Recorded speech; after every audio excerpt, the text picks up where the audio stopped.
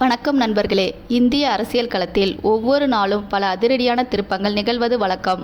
ஆனால் சமீபத்தில் மேற்கு வங்க அரசியலில் நடந்து கொண்டிருக்கும் சம்பவங்கள் ஒட்டுமொத்த இந்தியாவின் கவனத்தையும் ஈர்த்துள்ளது என்றுதான் சொல்ல வேண்டும். குறிப்பாக டெல்லியில் உள்ள 10 ஜன்பத் இல்லத்தில் காங்கிரஸ் கட்சியின் முக்கிய தலைவரான ராகுல் காந்திக்கும் திரிணாமுல் காங்கிரஸ் கட்சியின் அகில இந்திய பொதுச் செயலாளரும் மம்தா பானர்ஜியின் அரசியல் வாரிசுமாக கருதப்படும் அபிஷேக் பானர்ஜிக்கும் இடையே சுமார் 90 நிமிடங்கள் நடைபெற்ற அந்த ரகசிய சந்திப்பு இந்திய அரசியலில் ஒரு புதிய புயலை கிளப்பியுள்ளது. இந்த 90 நிமிட சந்திப்பில் என்ன பேசப்பட்டது? ஒரு காலத்தில் ராகுல் காந்தியின் தலைமையை வெளிப்படையாக விமர்சித்த மம்தா பானர்ஜி இன்று அதே ராகுல் காந்தியின் தலைமையை ஏற்றுக்கொண்டு காங்கிரஸ் கட்சியுடன் இணையப் போகிறாரா அல்லது திரிணாமுல் காங்கிரஸ் கட்சியை காங்கிரசுடன் இணைக்கப் போகிறாரா? இந்த அரசியல் சதுரங்க வேட்டையில் காங்கிரஸ் கட்சி எப்படி இவ்வளவு கச்சிதமாக தனது காய்களை நகர்த்தி கொண்டிருக்கிறது? இது போன்ற பல சுவாரஸ்யமான மற்றும் ஆழமான அரசியல் தகவல்களை தான் இந்த வீடியோவில் நாம் மிக விரிவாக அலசப்போகிறோம். இந்த வீடியோவை முழுமையாக பாருங்கள்.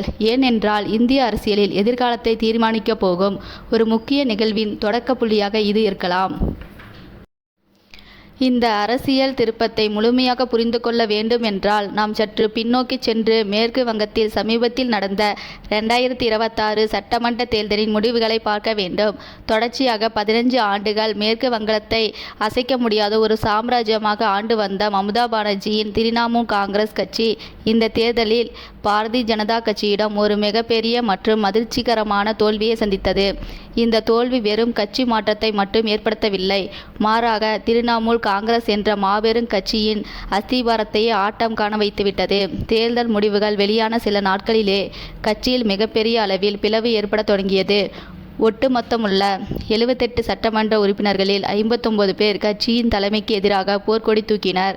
சட்டமன்றத்தில் எதிர்க்கட்சி தலைவராக ரிதப்ரதா பானர்ஜியை அவர்கள் தேர்ந்தெடுத்து மம்தா பானர்ஜி மற்றும் அபிஷேக் பானர்ஜியின் தலைமைக்கு விடுக்கப்பட்ட ஒரு நேரடி சவாலாகவே பார்க்கப்பட்டது. அது மட்டுமல்லாமல் நாடாளுமன்ற, மக்களவை மற்றும் மாநிலவை உறுப்பினர்களும் அடுத்தடுத்து கட்சியிலிருந்து விலகத் தொடங்கினர். எம்பி ககோலி கோஷ் தலைமையில் சுமார் 19 நாடாளுமன்ற உறுப்பினர்கள் தேசிய ஜனநாயக கூட்டணிக்கு ஆதரவு தெரிவிக்கப் போவதாக அறிவித்தது திரிணாமுல் காங்கிரசின் வீழ்ச்சியை துரிதப்படுத்தியது. இப்படி கட்சி கண்முன்னே சுக்குநூறாக உடைவதை பார்த்து அதிர்ந்து போன மம்தா பானர்ஜி தனது அரசியல் வாழ்வின் மிக முக்கியமான மற்றும் இக்கட்டான முடிவை எடுக்க வேண்டிய கட்டாயத்திற்கு தள்ளப்பட்டார். இந்த ஒரு இக்கட்டான சூழ்நிலையில்தான் டெல்லியில் அந்த 2 முக்கிய சந்திப்புகள் நடந்தன. முதலாவது, காங்கிரஸ் கட்சியின் மூத்த தலைவரும் தனது பழைய தோழியுமான சோனியா காந்தியை மம்தா பானர்ஜி நேரில் சந்தித்து சுமார் 1 மணி நேரம் ஆலோசனை நடத்தினர். நீண்டகால அரசியல் அனுபவமும் தனிப்பட்ட நட்பும் கொண்ட இரு தலைவர்களும் சந்தித்து இந்த நிகழ்வு வெறும் மரியாதை நிமித்தமான சந்திப்பல்ல என்பது அனைவருக்கும் தெரியும். கட்சியை காப்பாற்ற வேறு வழி இல்லாமல் மீண்டும் காங்கிரஸ் கட்சியின் உதவியை நாடி சென்றுள்ளார் மம்தா பானர்ஜி. இந்த சந்திப்பு நடந்த அடுத்த சில மணி நேரங்களிலே மம்தா பானர்ஜியின் மருமகனும் கட்சியின் முக்கிய தூணுமான அபிஷேக் பானர்ஜி மக்களவை எதிர்க்கட்சியின் தலைவரான ராகுல் காந்தியை சந்தித்தார். சரியாக 90 நிமிடங்கள் நீடித்த இந்த ஆலோசனை கூட்டம்தான் இப்பொழுது அரசியல் வட்டாரங்களின் பேசு பொருளாக மாறியுள்ளது. இந்திய கூட்டணி என்ற ஒரு குடையின் கீழ் 2 கட்சிகள் இருந்தாலும் தேர்தலின் போது தனித்தே போட்டியிட்டனர். ஆனால் இப்பொழுது நிலைமை தலைகீழாக மாறியுள்ளது. திரிணாமுல் காங்கிரஸ் கட்சியானது காங்கிரசுடன் ஒரு நெருக்கமான கூட்டணியை அமைப்பது குறித்தோ அல்லது இன்னும் ஒருபடி மேலே சென்று திரிணாமுல் காங்கிரஸ் கட்சியை முற்றிலுமாக காங்கிரஸ் கட்சியுடன் இணைப்பது குறித்தோ இந்த சந்திப்பில் விவாதிக்கப்பட்டதாக நம்பத்தகுந்த வட்டாரங்கள் தெரிவிக்கின்றன. இந்த நிகழ்வின் ஆழத்தை நாம் உணர்ந்து கொள்ள வேண்டும் என்றால் மம்தா பானர்ஜியின் அரசியல் வரலாற்றை நாம் சற்று திரும்பி பார்க்க வேண்டும். இன்று காங்கிரஸ் கட்சியின் உதவியை நாடி செல்லும் மம்தா பானர்ஜியின் அரசியல் பயணம் தொடங்கியதே அதே காங்கிரஸ் கட்சியில்தான் என்பது வரலாற்று ஒரு சுவாரஸ்யமான முரண். 1980களில் இளைஞர் காங்கிரஸ் தலைவியாக தனது அரசியல் கணக்கை தொடங்கிய மம்தா 1984ஆம் ஆண்டு நடந்த மக்களவைத் தேர்தலில் ஜாதாபூர் தொகுதியில் போட்டியிட்டார். அப்பொழுது அவரது எதிர்த்து போட்டியிட்டவர் கம்யூனிஸ்ட் கட்சியின் ஜாமவானான சோம்நாத் சாட்டர்ஜி. ஒரு சாதாரண நடுத்தர குடும்பத்தில் இருந்து வந்த இளம் பெண்ணான மம்தா பானர்ஜி அந்த தேர்தலில் சோம்நாத் சாட்டர்ஜியை தோற்கடித்தது இந்திய அரசியலையே திரும்பி பார்க்க வைத்தது. அப்போதே அவர் ஒரு சாதாரண அரசியல்வாதி அல்ல என்பது நிரூபணமானது.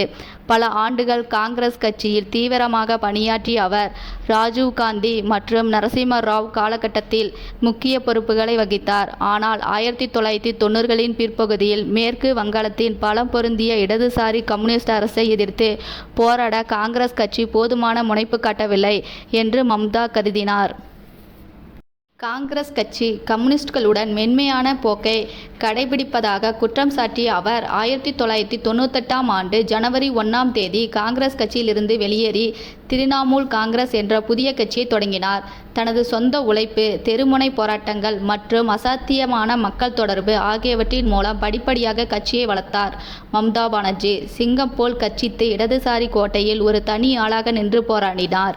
2011ஆம் ஆண்டு தொடர்ந்து 34 ஆண்டுகளாக மேற்கு வங்கத்தை ஆண்டு வந்த கம்யூனிஸ்ட் அரசாங்கத்தை வீழ்த்தி ஒரு வரலாற்று வெற்றியை பதிவு செய்து முதலமைச்சராக பதவியேற்றார். அப்பொழுது கூட காங்கிரஸ் கட்சியின் ஆதரவுடன் தான் அவர் ஆட்சியை பிடித்தார் என்பது குறிப்பிடத்தக்கது. ஆனால் பதவியேற்ற ஒரே ஆண்டில் காங்கிரஸ் கூட்டணியை முறித்து கொண்டு தனித்து ஆளத் தொடங்கினார். அதன் பிறகு 2016 மற்றும் 2021 ஆகிய 2 சட்டமன்ற தேர்தல்களிலும் மாபெரும் வெற்றி பெற்று இந்திய அளவில் நரேந்திர மோடிக்கு இணையான ஒரு மக்கள் செல்வாக்கு மிக்க தலைவராக உருவெடுத்தார். இடதுசாரிகளை வீழ்த்திய அவர் பின்னர் பாரதிய ஜனதா கட்சியின் அசுர வளர்ச்சியை தடுத்து நிறுத்தி மேற்கு வங்கத்தை தனது இரும்பு கோட்டையாக மாற்றினார்.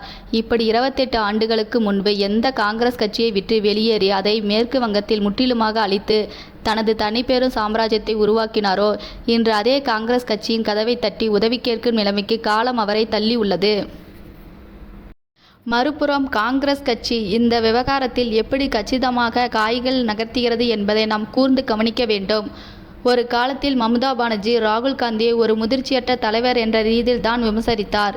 தேசிய அளவில் காங்கிரஸ் கட்சிக்கு மாறாக திரிணாமுல் காங்கிரஸை முன்னிறுத்த அவர் பல முயற்சிகளை மேற்கொண்டார். ஆனால் இன்று நிலைமை முற்றிலுமாக மாறிவிட்டது. சமீபத்திய ஆண்டுகளில் குறிப்பாக 2 மாபெரும் இந்திய ஒற்றுமை பயணங்களுக்கு பிறகு ராகுல் காந்தியின் அரசியல் பிம்பம் மிகப்பெரிய அளவில் உயர்ந்துள்ளது. மக்களவையில் எதிர்க்கட்சி தலைவராக அவரது செயல்பாடுகள், இந்திய கூட்டணியின் பலம் ஆகியன ராகுல் காந்தியை இன்று எதிர்க்கட்சிகளின் முகமாக மாற்றியுள்ளனர். இதை காங்கிரஸ் கட்சியும் மிக தெளிவாக உணர்ந்துள்ளது. அதனால்தான் தன்னிடம் உதவி தேடி வரும் திரிணாமுல் காங்கிரஸிடம் அவர்கள் நிபந்தனைகள் விதிக்க தொடங்கியுள்ளனர். மம்தா பானர்ஜி மற்றும் சோனியா காந்தி சந்திப்பு மிகவும் சுமூகமாக நடந்ததாக காங்கிரஸ் செய்தி தொடர்பாளர் ஜெயராம் ரமேஷ் கூறினாலும் மேற்கு வங்க மாநில காங்கிரஸ் தலைவர் சுபங்கர் சங்காரியின் பேச்சுகளில் காங்கிரஸ் கட்சியின் உண்மையான வியூகம் வெளிப்படுகிறது. இந்த 90 நிமிட சந்திப்பில் அபிஷேக் பானர்ஜிக்கும் ராகுல் காந்திக்கும் இடையே என்ன பேசப்பட்டிருக்கும் என்ற விவாதமும் சூடுபிடித்துள்ளது. அபிஷேக் பானர்ஜியை பொறுத்தவரை இது அவரது அரசியல் எதிர்காலத்திற்கான ஒரு வாழ்வா சாவா போராட்டம். மம்தா பானர்ஜிக்கு பிறகு கட்சியை வழிநடத்த போவது அவர்தான் என்பது அனைவரும் அறிந்ததே. ஆனால் கட்சியின் மூத்த தலைவர்கள் பலர் அவரது தலைமையை ஏற்க மறுத்துதான் இப்பொழுது போர்க்கொடி தூக்கியுள்ளனர். இந்த நிலையில் தேசிய அளவில் வலுவான நிலையில் இருக்கும் ராகுல் காந்தியின் ஆதரவு தனக்கு கிடைத்தால் அது கட்சிக்குள் ஏற்படும் அதிருப்திகளை சமாளிக்கவும் தேசிய அரசியலில் தனக்கான ஒரு இடத்தை உறுதிப்படுத்திக் கொள்ளவும் உதவும் என்று அபிஷேக் கணக்கு போடுகிறார். ராகுல் காந்தியிடம் தங்களது தற்போதைய பலவீனங்களை வெளிப்படையாக பேசி இடைத்தேர்தல்களில் ஒரு பலமான கூட்டணி அமைக்க அவர் கோரிக்கை விடுத்திருக்கலாம் என தெரிகிறது.